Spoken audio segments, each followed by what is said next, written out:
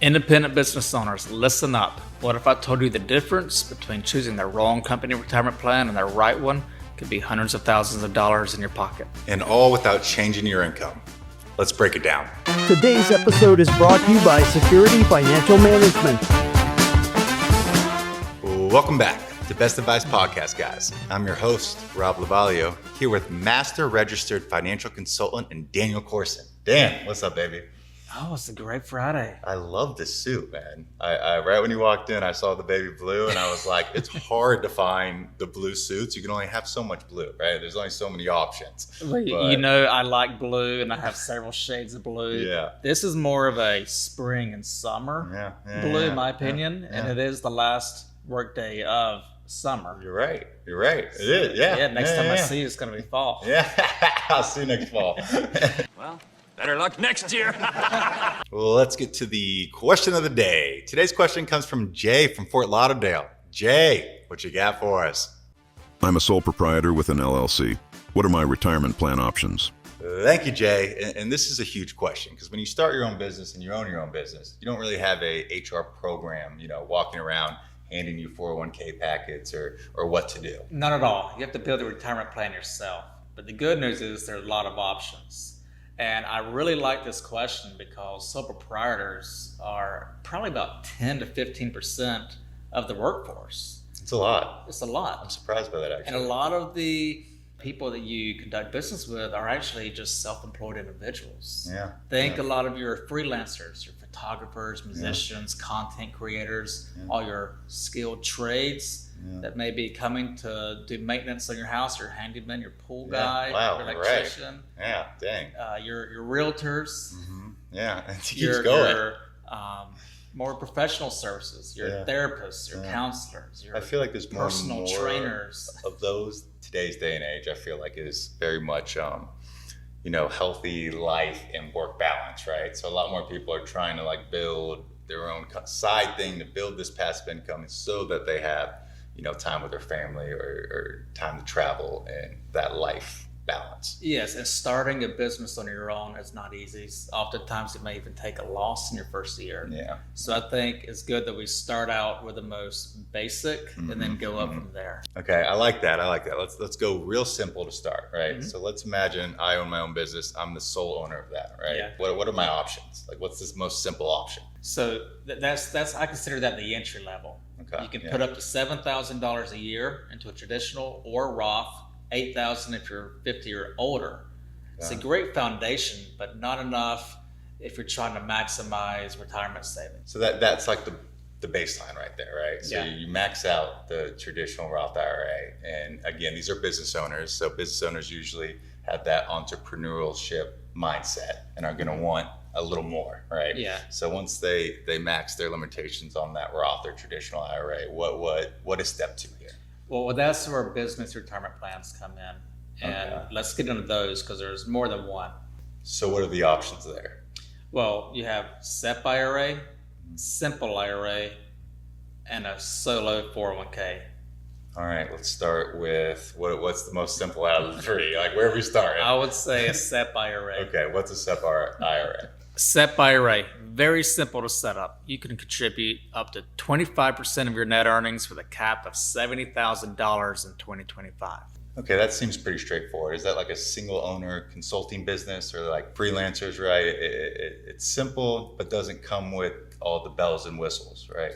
Yeah, you can contribute to a SEP if you are filing a 1099-C, which is claiming net profit, or filing as an S Corp and paying yourself a salary. It acts a lot like a personal IRA, but it's for business. So what's next? What now? Well, I like the solo 401k. You can also call it an individual 401k or a solo K. Okay, yeah, this one does have the bell and whistles, I believe. This one can get pretty complicated. Yeah, a little bit. Maybe not for you, but for the average Joe who's not a master whatever your resignation is. I'll make it make sense. Solo K, my personal favorite for sole proprietors. You contribute both as the employee and the employer. In 2025, that means $23,500 as a salary deferral, plus up to 25% of compensation as profit sharing. capped at 70,000. Now, if you're 50 or older, you can add another 7,500. So this would be like if someone's running a one-person solo ownership marketing agency, right? Or a, solo law firm, Yeah. right? And you can essentially wear the employer and the employee hat, right? Yeah, you're in both hats. And you can kind of put away more, investment. And like, there's no max limitations, or there is, but you can get away with putting more into those max limitations in a SEP or a simple IRA. Correct. Does that make sense? Am I understanding that the right way? Yes, it's all about the capacity. Okay. Yes. The best plan means the capacity that you wanted to put away, Okay. Beautiful. and where you want to keep your salary.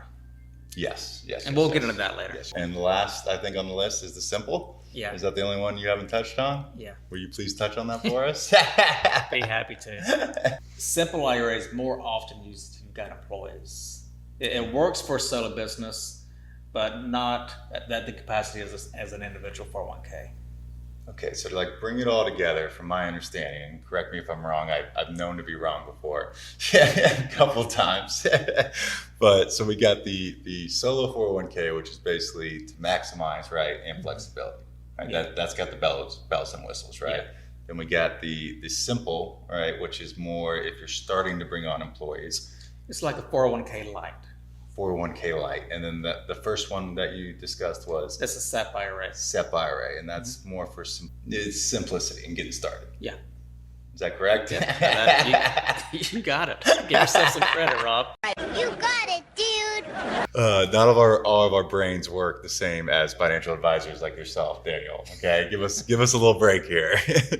To that point, could you give us a little more concrete, like real life example here? So say I own my own business again. Say I want to invest, let's say $60,000, or I'm paying myself $60,000 to put away. All right, let's just assume your salary is $60,000. You might be making more, but you're paying yourself per the IRS $60,000. Own company, sole ownership. What does this look like? Okay. SEP IRA, you can do up to 25%. Okay. It's going to be $15,000. Okay. Pretty easy, Yeah, right? yeah, I'm good. I'm check one there. I get it. Fine. I get it. Fine. Next with the solo K. The solo K. This is the bells and whistles. Yes. So you can contribute up to $23,500 as the employee, just Okay. like you would any other 401k. But you're also the owner. Okay. So you can contribute up to 25% of your salary. In this Okay. case, Yeah. $15,000. Okay. Yeah. 15,000. Remember that from the Yep, SEP IRA. Yep. I'm following. So you can do 15,000 above and beyond the 23,500. Oh, additional. Okay. Yeah, Additional. add it up. Yeah. That's 38,500, or at least in 2025 it is. Yeah. Now, if you're 50 or older, add another 7,500 for catch-up contributions. That brings the total up to 46,000. Now, that's not the max. Yeah. But for 60,000, Yeah. That's how I would get there. it's a large sum. That's great. I mean, those are all great tax advantages. What company am I starting?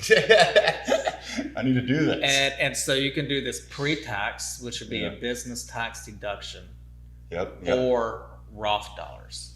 You don't have a tax deduction now. You would just have tax-free income in retirement. I mean, tax-free income in retirement sounds perfect. Yeah. There's going to be some may like pre-tax, some may Yeah. want Of Roth.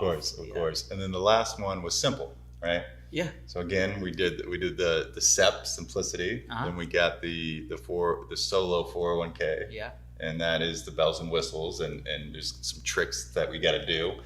I'd suggest definitely to meet with a financial advisor to pull that one off. And then now we're at the simple, the last one. Yes, go ahead.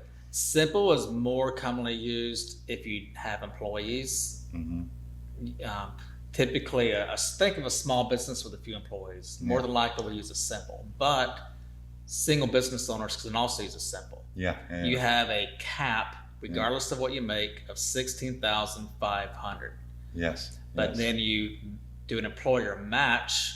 So this also has employee and employer. Yeah. The employer match can be up to 3%. So in this case, that would be $1,800. Okay. So that's what, $18,300. Yeah. And then if you are 50 and older, again, there's a catch up. In this case, an additional $1,200. Damn. Well, that's not that doesn't sound so simple. That's it.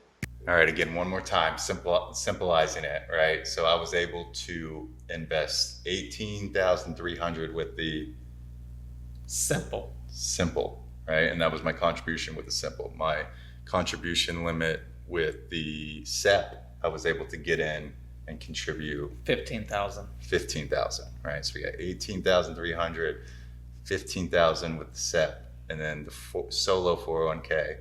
That was 38,500. I was able to contribute 38,500. Wow. Wow. So I had the same income, but a different plan, was able to unlock more than double, basically, essentially, assuming, right, into my retirement savings. Exactly. Let me give you a real life quick example. Please do. I recently worked with a client who had almost this exact same setup, a consulting business that was making about $150,000, but was paying a salary of $60,000. He'd been using a SEP IRA for years and was putting about $15,000 annually. Once we switched to a solo K, he was able to contribute closer to $38,000 a year. Over a decade, that's hundreds of thousands more in retirement savings. And it didn't change his salary, just the vehicle he was using. When we went with the solo K, he had the capacity to contribute more, but didn't want to increase his salary because that would have increased his payroll liability taxes. So if you want to keep your salary low while you're actually earning more in the business, the best way to kind of satisfy both is to have a solo K. Now you can contribute up to $70,000 at SEP. It sounds great, but you're going to have to lift your salary up and then therefore pay higher payroll liability taxes. Man, I mean, that is powerful because you're essentially recording the same income salary, right? Yeah. And unlocking more than double of what your retirement savings could be when you enter retirement. Yeah. And deducting it from your taxes as well. Yeah, double down, baby. So basically we're looking at, simplicity versus flexibility and contribution limits when making your decision on which route you want to go here. Right. If you want simplicity, go SEP IRA. If you want the maximum opportunity to save, like the Roth option, the solo 401k is the way to go. And if you're planning to hire employees, then a simple IRA or traditional small business 401k might be better. Amazing. That's some good stuff. Thank you for walking us through all that. And I learned a little today. Happy to help, Rob. Remember, folks, the secret to wealth is not what you earn. It's what you keep. It's what you keep.